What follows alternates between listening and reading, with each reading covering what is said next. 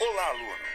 Em Metodologia do Trabalho Acadêmico, discutiremos os vários tipos de conhecimento: o comum, o filosófico e o teológico. Veremos a base do conhecimento científico, destacando as diferenças entre pesquisa teórica e pesquisa empírica. Refletiremos também sobre o papel da ciência na sociedade atual e sobre os procedimentos do fazer científico e acadêmico. Acadêmico é uma disciplina que ela trabalha basicamente com a questão da ciência, as relações da ciência. Agora eu convido você a refletir comigo. O que vem a ser ciência? O que é um processo científico? Como que se desenvolve um processo científico? O processo científico ele está ligado a quem?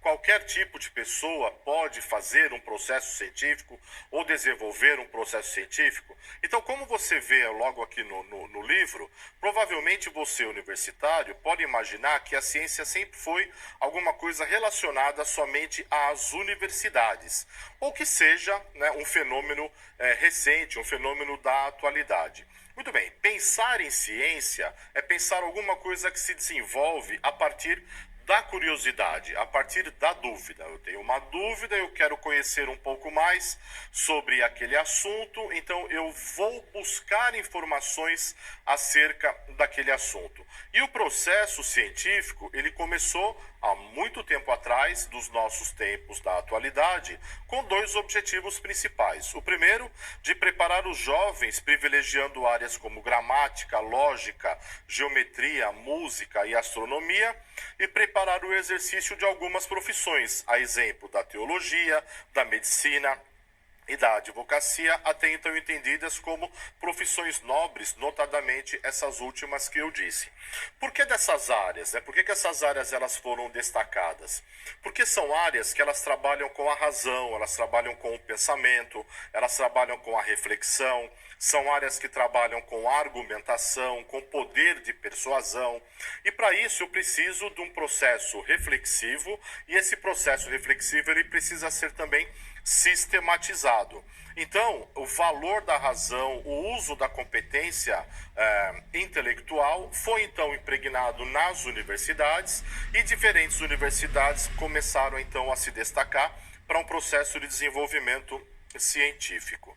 E a partir da década de 1990, trouxe o surgimento de um grande número de universidades privadas dedicadas então ao desenvolvimento do processo científico e também auxiliando na construção de uma sociedade científica, auxiliando no bom desenvolvimento aqui dos seres humanos.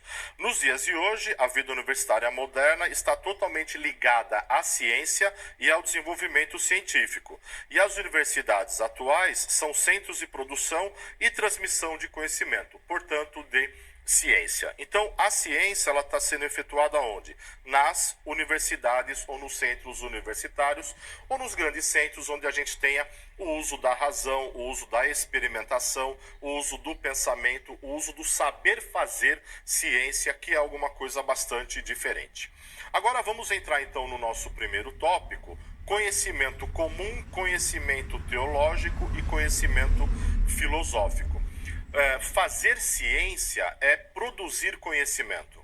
E a produção do conhecimento não é uma coisa que aconteceu nos dias atuais, mas a produção do conhecimento já acontece, né, desde quando a gente tem contato com a humanidade, e essa humanidade passa a refletir e passa a fazer o seu pensamento científico e o pensamento um pouco mais consolidado pelo uso da razão em função de diversas necessidades, dadas aquelas áreas que eu havia dito para você anteriormente. Então, primeiro, trataremos de entender o que vem a ser conhecimento e a sua importância. Podemos dizer que conhecer é noção de ter algo, né? A noção de algo. Eu conheço alguma coisa porque eu tenho noção daquela coisa. O conhecimento não é algo que seja acabado. Muito pelo contrário. Quanto mais se aprofunda em algum assunto, mais eu tenho a noção de que eu preciso conhecer mais do que ele, mais daquele assunto. E por qual razão? Porque quanto mais eu leio sobre alguma coisa, quanto mais eu presto atenção em alguma coisa, pode ser um assunto, pode ser um comportamento, pode ser uma fala, pode ser um gesto, ou seja, quanto mais eu me dedico para conhecer aquilo que eu estou com vontade de conhecer ou queira conhecer um pouco mais eu tenho a noção de que eu preciso conhecer. Então, o conhecimento está ligado à noção de algo, de saber de alguma coisa.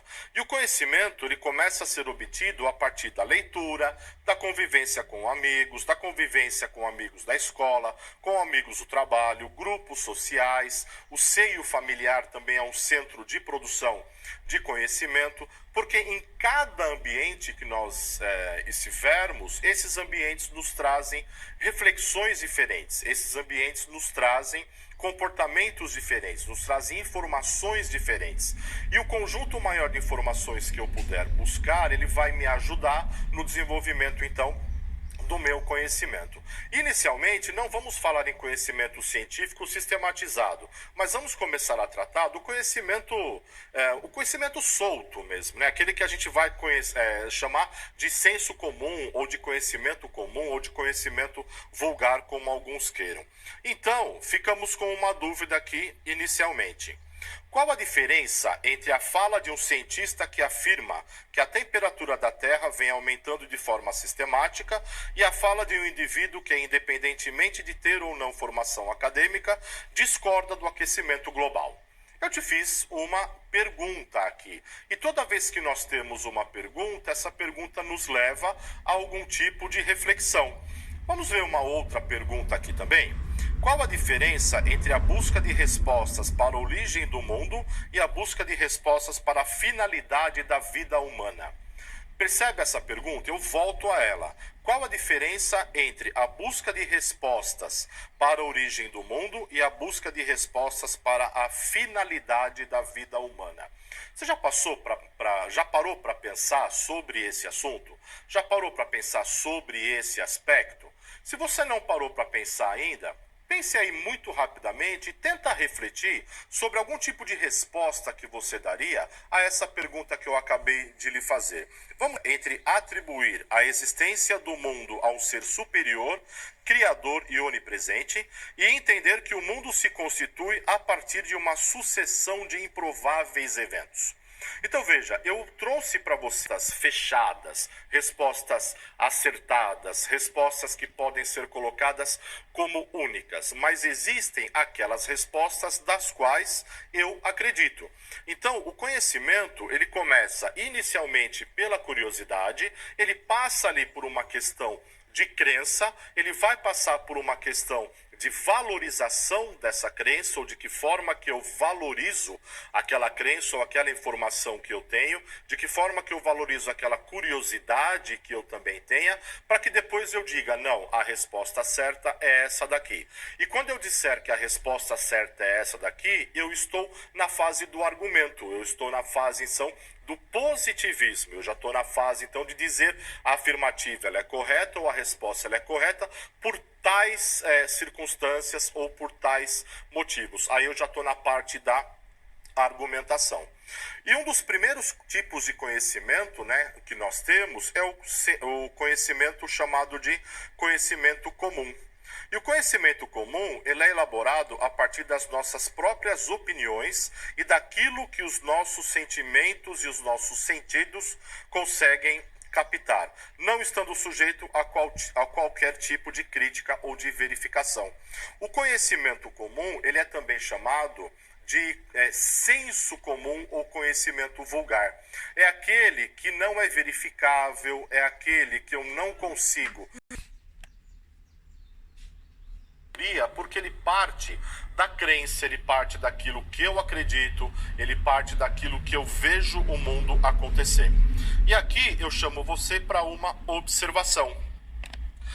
O senso comum não é universal, ele depende das condições sociais históricas de cada grupo social. E aqui, por que eu chamo a atenção para você para essa observação? Que o senso comum não é universal.